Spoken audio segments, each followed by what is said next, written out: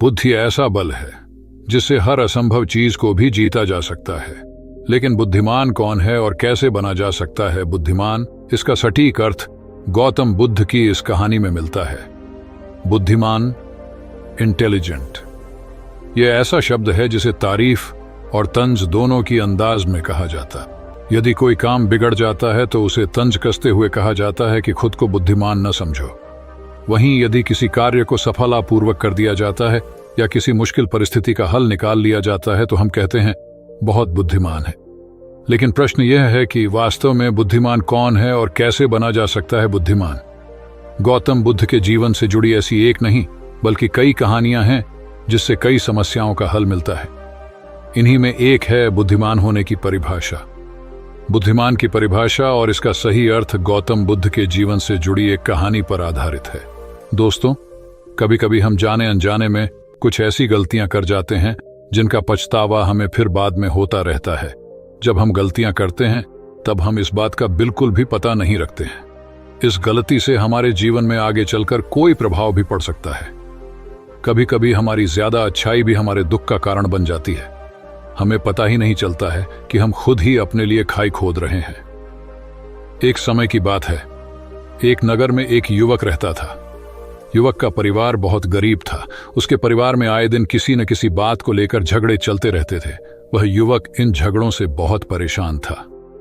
जब वह युवक ने पारिवारिक झगड़े को रोकने की बहुत कोशिश की, पर वह झगड़े रुकने की जगह बढ़ते ही जा रहे थे। तो युवक काम की तलाश में लोगों के पास जाता तो लोग पूछते हैं कि भाई, तुम कितना वेतन लोगे? तो उनसे कहना कि आप मुझे बस काम दे दीजिए। मेरे परिवार की आर्थिक स्थिति बहुत खराब है। मुझे काम की बहुत आवश्यकता है। आप बस मुझे काम पर रख लीजिए और आप जितना दोगे मैं उतना ही ले लूंगा। तो लोग उसकी मजबूरी का फायदा उठाकर उसे कम कीमत पर काम पर रख लेते, क्योंकि उसने लोगों को खुद ही मौका दे दिया। लोगों को पता था कि उसे काम की बहुत जरूरत है। वह कम पैसों में भी काम कर लेगा। और जब वह युवक अपने मित्रों के पास, अपने सगे संबंधियों के पास बैठता, तब भी वह अपनी गरीबी की बातें करता।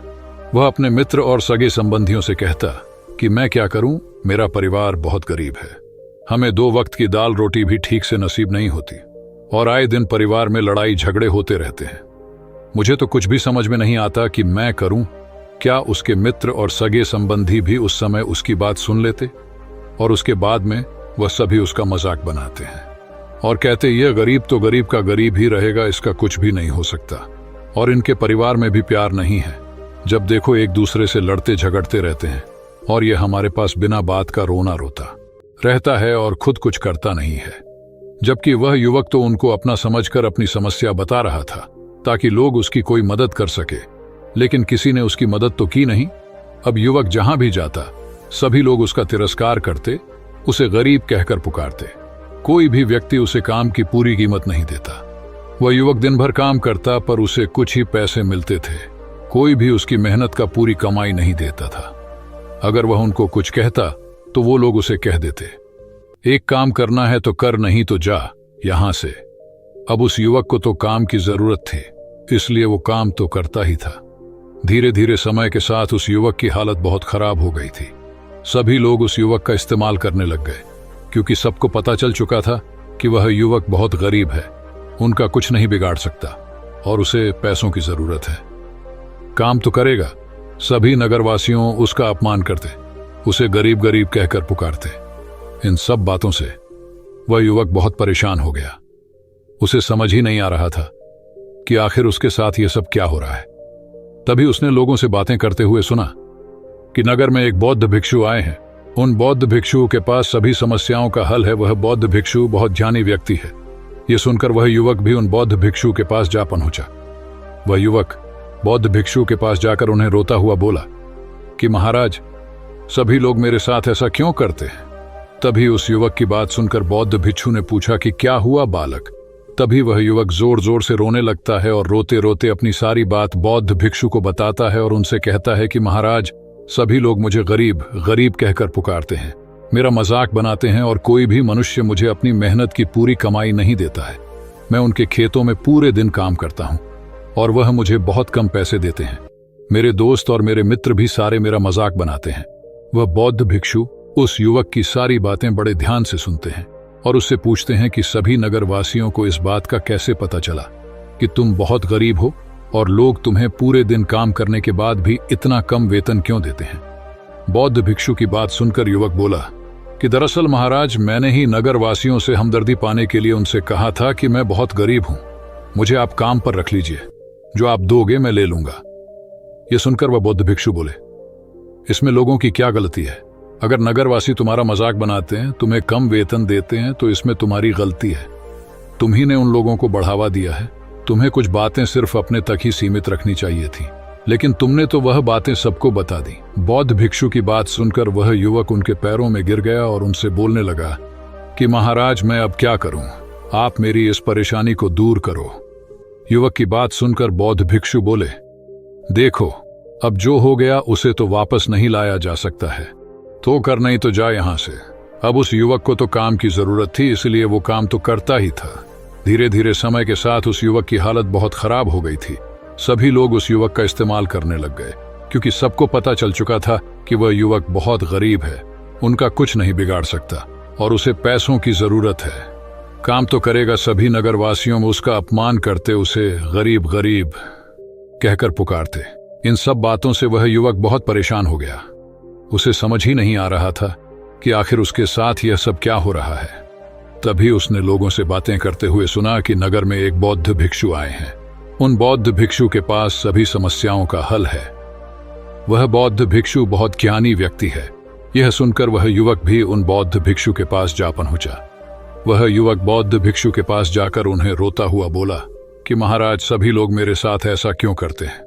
तभी उस युवक की बात सुनकर बौद्ध भिक्षु ने पूछा कि क्या हुआ बालक? तभी वह युवक जोर जोर से रोने लगता है और रोते रोते अपनी सारी बात बौद्ध भिक्षु को बताता है और उनसे कहता है कि महाराज, सभी लोग मुझे गरीब गरीब कहकर पुकारते हैं, मेरा मजाक बनाते हैं और कोई भी मनुष्य मुझे अपनी मेहनत की पूरी कमाई नहीं देता है। मैं उनके खेतों में पूरे दिन काम करता हूं और वह मुझे बहुत कम पैसे देते हैं। मेरे दोस्त और मेरे मित्र भी सारे मेरा मजाक बनाते हैं।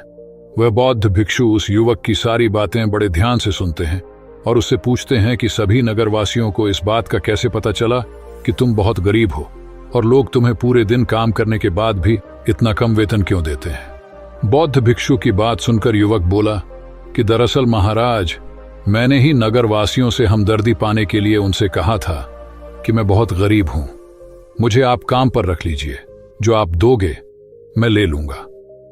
यह सुनकर वह बौद्ध भिक्षु बोले, इसमें लोगों की क्या गलती है? अगर नगरवासी तुम्हारा मजाक बनाते हैं, तुम्हें कम वेतन देते हैं, तो इसमें तुम्हारी गलती है। तुम ही ने उन लोगों को बढ़ावा दिया है। तुम्हें कुछ बातें सिर्फ अपने तक ही सीमित रखनी चाहिए थी, लेकिन तुमने तो वह बातें सबको बता दी। बौद्ध भिक्षु की बात सुनकर वह युवक उनके पैरों में गिर गया और उनसे बोलने लगा कि महाराज, मैं अब क्या करूं? आप मेरी इस परेशानी को दूर करो। युवक की बात सुनकर बौद्ध भिक्षु बोले, देखो, अब जो हो गया उसे तो वापस नहीं लाया जा सकता है, लेकिन आज मैं तुम्हें ऐसी 7 बातें बताऊंगा जो तुम्हें कभी भी किसी को नहीं बतानी है, सिर्फ अपने तक ही सीमित रखनी है, चाहे फिर वह तुम्हारा मित्र ही क्यों ना हो या फिर कोई सगा संबंधी ही क्यों ना हो। तुम्हें यह बातें किसी को नहीं बतानी है। बौद्ध भिक्षु की बात सुनकर वह युवक बड़ी प्रसन्नता से बोला कि बताइए महाराज, वह कौन सी बातें हैं जिन्हें हमें किसी को नहीं बताना चाहिए? फिर बौद्ध भिक्षु ने युवक से कहा कि जो तुम्हें पहली बात किसी को नहीं बतानी चाहिए, पहला, अपने जीवन का सपना और लक्ष्य को किसी को भी नहीं बताना चाहिए। तुम्हारे जीवन का सपना हम क्या करते हैं, हम अपने सपने को सभी को बता देते हैं कि मैं यह करूंगा, मैं बड़ा होकर यह बनना चाहता हूं। हमें ऐसा लगता है कि लोग सुनकर बहुत प्रसन्न होंगे कि मैं कितना बड़ा आदमी बनना चाहता हूं, लोग मेरी प्रशंसा करेंगे, लेकिन ऐसा होता नहीं है। जब हम अपने सपने को लोगों को बता देते हैं तो हमारे मन में संतुष्टि का भाव जाता है। हम मन ही मन बहुत खुश होते हैं, जिससे हम अपने सपने के प्रति वो जुनून नहीं रख पाते हैं जो हमारे पहले था। जब हम अपने सपने लोगों को बता देते हैं तो उनकी उम्मीदें हमसे बढ़ जाती हैं। वह हमारे ऊपर और भी ज्यादा ध्यान देने लगते हैं, जिससे कभी कभी हम तनाव में भी आ जाते हैं और फिर यही तनाव हमारे जीवन में असंतुलन पैदा करता है। और फिर हम अपने सपने से, अपने लक्ष्य से भटक जाते हैं। जब हम अपने सपने किसी को बताते हैं तो आपको कुछ लोग तो प्रेरणा देंगे, जिससे आपको आगे बढ़ने में हिम्मत मिलेगी, लेकिन बहुत से लोग ऐसे हैं जो आपको प्रेरणाहीन करेंगे, आपको डिमोटिवेट करेंगे, जिससे आप आपके लक्ष्य से भटक सकते हो। इसीलिए जो भी आपका सपना है उसे पूरा करो, उसके बाद ही लोगों को बताओ। अगर पहले बता दोगे तो लोग रुकावटें पैदा कर देंगे, और सपने को अगर चुपचाप तुमने पूरा किया तो लोगों को स्वतः ही पता चल जाएगा कि तुमने कौन सा सपना हासिल किया है। इसीलिए कभी भी किसी को अपना सपना मत बताओ, अपना लक्ष्य मत बताओ। फिर बौद्ध भिक्षु ने युवक से कहा कि दूसरी बात जो तुमने किसी को नहीं बतानी है। दूसरा, हमारी समस्याएं, हमारी परेशानियां। हम क्या करते हैं, जैसे हमें कोई समस्या होती है, कोई परेशानी आती है, तो हम तुरंत लोगों के पास उसके समाधान के लिए पहुंच जाते हैं, उन्हें अपना दुखड़ा सुनाने लगते हैं। लेकिन दूसरे लोगों को अपनी परेशानी बताने का मतलब है स्वयं के लिए एक और परेशानी खड़ी करना। क्योंकि जब हम किसी से अपनी परेशानी बताते हैं तब तो हमें बहुत अच्छा महसूस होता है। हमें ऐसे लगता है कि मानो हमारा थोड़ा सा दुख तो चला गया, लेकिन सभी लोग हमारी परेशानियां कम नहीं करते, बल्कि उन्हें और बढ़ा देते हैं और हमारे सामने कई नई परेशानियां खड़ी कर देते हैं। हम जितने लोगों के साथ अपनी समस्याएं बताते हैं, उनमें से 70% लोग तो ऐसे होते हैं जिनको हमारी परेशानियों से कोई फर्क नहीं पड़ता, बल्कि वह तो हमारा मजाक बनाते हैं। और 20% लोगों को यह जानकर खुशी होती है, और 10% ऐसे लोग ही होते हैं कि जिनको थोड़ा बहुत फर्क पड़ सकता है कि हम कितने परेशान हैं। लेकिन फर्क पड़ने का मतलब यह नहीं है कि वह तुम्हारा साथ दे ही देंगे। जब लोग हमारी परेशानियां, हमारी समस्याओं का मजाक बनाते हैं तो हमें बहुत बड़ा दुख होता है। इसीलिए हमें कभी भी अपनी परेशानियां किसी को नहीं बतानी चाहिए, स्वयं ही उनका हल खोजना चाहिए, क्योंकि हमें हमसे बेहतर कोई नहीं जानता और हम खुद ही बिना किसी की मदद से हर परेशानी से बाहर निकल सकते हैं। फिर बौद्ध भिक्षु युवक को तीसरी बात बताते हुए कहते हैं कि तीसरा, हमें कभी भी अपने परिवार की समस्याएं किसी को नहीं बतानी चाहिए। हम सभी के घर परिवार में कोई ना कोई समस्या जरूर होती है। जहां सब लोग एक साथ रहते हैं तो कहासुनी भी हो जाती है। हमारी परिवार के साथ हमारे संबंध अच्छे हों या बुरे हों, हमें किसी को भी नहीं बताना चाहिए। जब हम दूसरों को इसके बारे में बताते हैं तो लोग मजे लेकर तुम्हारी बातें सुनते हैं। उन्हें कोई फर्क नहीं पड़ता कि तुम किस परेशानी में हो, बल्कि वह लोग तो उन कमजोरियों का फायदा उठाने की कोशिश करेंगे। तुम्हें तुम्हारे परिवार की समस्याओं को आपस में ही अपने परिवार वालों से बात करके सुलझा लेनी चाहिए, तो तुम्हें दूसरे लोगों को बताने की जरूरत ही नहीं पड़ेगी। और जब हम अपने और अपने परिवार की समस्याएं लोगों को बताते हैं तो लोग हमें कमजोर समझने लगते हैं, हमारे बारे में सोचने लगते हैं कि यह तो कुछ नहीं कर पाएगा, यह अपने परिवार को नहीं संभाल सकता, इतनी छोटी छोटी बातों पर ही परेशान हो रहा है, तो ये आगे चलकर जीवन में बड़ी बड़ी समस्याओं का सामना कैसे करेगा। हम तो लोगों को अपने परिवार की समस्याएं ये सोचकर बताते हैं ताकि वह हमारी मदद कर सके। लेकिन ये दुनिया बहुत मतलबी है, इस दुनिया में कोई आपका खास नहीं है। लोग हमारी बातें मजे ले लेकर सुनते हैं और हमारे सामने तो झूठी हमदर्दी दिखाते हैं, और फिर हमारी पीठ पीछे जो बातें हम उन्हें बताते हैं उन्हें अच्छे से नमक मिर्च लगाकर चारों तरफ फैला देते हैं, जिससे उन लोगों का तो कुछ नहीं बिगड़ता, पर तुम्हारे परिवार की इज्जत मिट्टी में मिल जाती है। लोग तुम्हारे परिवार के बारे में तरह तरह की बातें बनाने लगते हैं, एक बात की 100 बात करने लगते हैं। जो बात हुई नहीं उस बात को भी नमक मिर्च लगाकर बता दे हैं। इस दुनिया में घाव पर मरहम लगाने वाले तो कम है और नमक छिड़कने वाले बहुत ज्यादा है। इसलिए कभी भी किसी को अपने परिवार की स्थितियों के बारे में नहीं बताना चाहिए। चौथा, अपनी संपत्ति किसी को मत बताना। फिर बौद्ध भिक्षु ने उस युवक को चौथी बात बताते हुए कहा कि तुम लोगों के सामने इस बात को कभी मत बताना कि तुम किन चीजों के मालिक हो या फिर तुम्हारे पास क्या क्या है। तुम तो लोगों को ऐसे ही अपने बारे में बताते हो कि तुम्हारे पास इतने बंगले हैं, इतनी गाड़ी है, इतना धन है, ताकि लोगों को पता चल सके। लेकिन तुम ये सोचकर उन्हें नहीं बता रहे हो कि तुम उन्हें नीचे दिखाने की कोशिश कर रहे हो, लेकिन लोग तुम्हारी बातों का गलत मतलब निकाल सकते हैं। वह सोच सकते हैं कि तुम उन्हें नीचा दिखाने के लिए ये सब बातें कर रहे हो, और फिर वह तुमसे नफरत करने लगेंगे। उस समय तो वह कुछ नहीं बोलेंगे, लेकिन अंदर ही अंदर वह तुमसे नफरत करने लग जाएंगे और तुमसे दूर होने लग जाएंगे, तुम्हें गिराने की कोशिश करेंगे। और हो सकता है कि तुम्हारी बातें सुनकर तुम्हारे पास इतना धन है यह जानकर कुछ लोग तुम्हारे से झूठे रिश्ते बना लें, तुमसे अपना मतलब भी निकलवा सकते हैं। इस दुनिया में ऐसे बहुत से मतलबी लोग हैं जो लोगों से बस धन पाने की चाहत में रिश्ता जोड़ते हैं। इसीलिए तुम्हें अपना धन किसी को नहीं बताना चाहिए। समय के खेल का किसी को पता नहीं, आज अच्छा है तो जरूरी नहीं कल भी अच्छा हो। मान लो आज तुम्हारे पास खूब धन दौलत है, लेकिन अगर कभी आपके पास नहीं रहे और आप लोगों से मदद मांगोगे तो लोग आपकी मदद नहीं करेंगे बल्कि आपको ताने मरेंगे, आपसे कहेंगे कि तुम्हारे पास तो इतना धन था, कहाँ गया वह धन? तुम सच बोलते थे या फिर झूठ मूठ का गुणगान करते रहते थे? और हमें अपनी धन दौलत की बात लोगों के सामने इसलिए भी नहीं बतानी चाहिए, और हमें अपनी धन दौलत की बात लोगों के सामने इसलिए भी नहीं बतानी चाहिए क्योंकि इस दुनिया में बहुत से ऐसे लोग हैं जिनके पास पीने के लिए स्वच्छ पानी भी नहीं है, वह गंदा पानी पीते हैं। उनके पास खाने के लिए 2 वक्त की रोटी भी नहीं है, जबकि तुम्हारे पास सब कुछ है। इसीलिए कभी भी खुद से गरीब लोगों के सामने कभी भी अपने धन का दिखावा ना करें, हो सके तो उनकी मदद कर दें।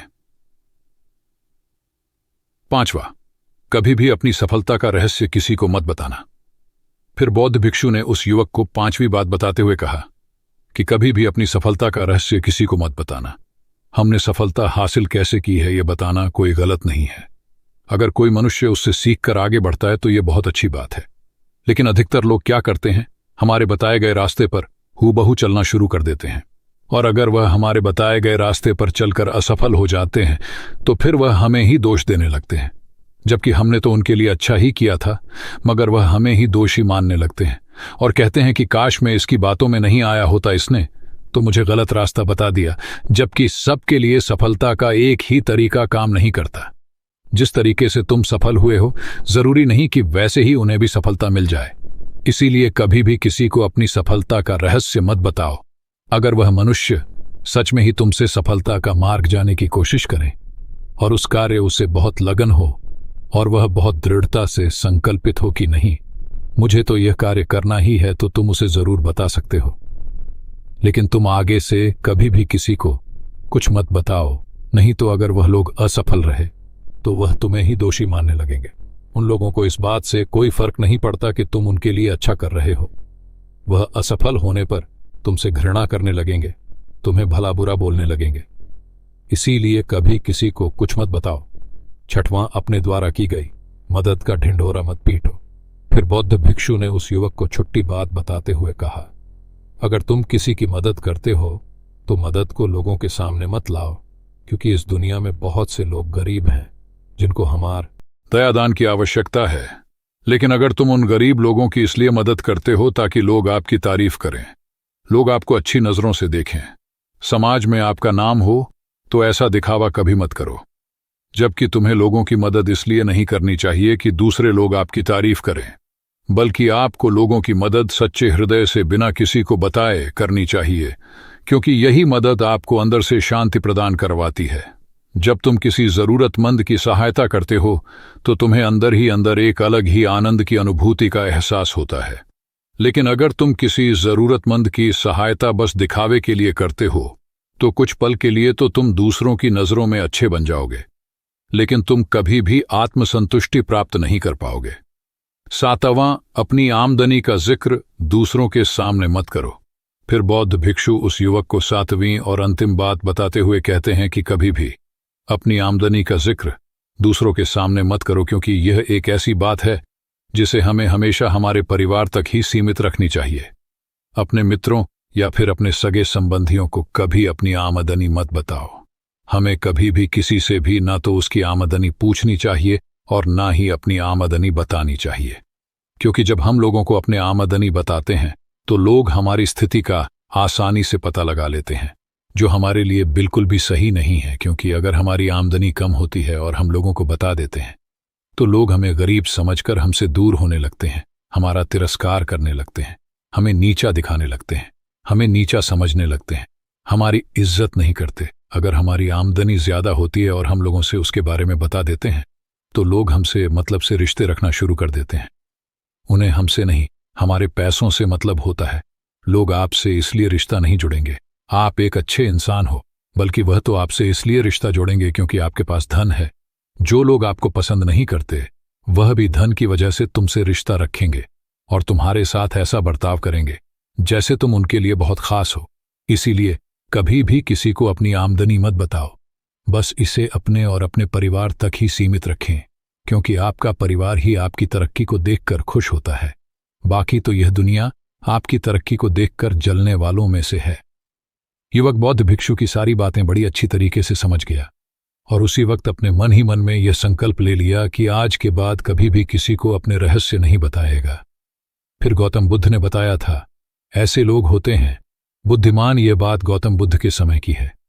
एक बार वह कुरुनगर गए। वहां की रानी के बारे में लोगों का कहना था कि वह बहुत क्रूर है। जब रानी को पता चला कि गौतम बुद्ध कुरु आ रहे हैं तो उसने सेवकों से उनका अनादर करने के लिए कहा। जैसे ही बुद्ध ने कुरुनगर में प्रवेश किया तो सेवकों ने अपशब्द कहे, लेकिन बुद्ध शांत रहे। यह बात उनके शिष्य आनंद को अच्छी नहीं लगी। वह उनसे बोले, हमें यहां से किसी ऐसे स्थान पर चले जाना चाहिए जहां कोई हमारे साथ दुर्व्यवहार न करे। बुद्ध ने कहा, यह जरूरी नहीं है कि हम जहां जाएंगे वहां जरूरी नहीं हमारा आदर हो, लेकिन यदि कोई अनादर कर रहा है तो उस स्थान को जब तक नहीं छोड़ना चाहिए तब तक वहां शांति स्थापित न हो जाए। व्यक्ति का व्यवहार युद्ध में बढ़ते हुए उस हाथी की तरह होना चाहिए जो चारों ओर के तीरों को सहता रहता है। उसी तरह हमें दुष्ट पुरुषों के अपशब्दों को सहन करते रहना चाहिए। उन्होंने आगे कहा कि सबसे उत्तम तो वह है जो स्वयं को वश में रखे, किसी भी बात पर कभी भी उत्तेजित न हो। अपमान पर उत्तेजित होने की बजाय स्वयं को संतुलित रखना बुद्धिमानी है। इसके बाद उस युवक ने बौद्ध भिक्षु को प्रणाम किया और फिर वहां से चला गया। दोस्तों, यह वीडियो कहानी पसंद आई हो तो हमारे channel Durga pro relaxing story channel को लाइक, शेयर और सब्सक्राइब करें। फिर मिलते हैं एक नई जानकारी के साथ नई वीडियो में। तब तक के लिए आप सभी को दिल से धन्यवाद।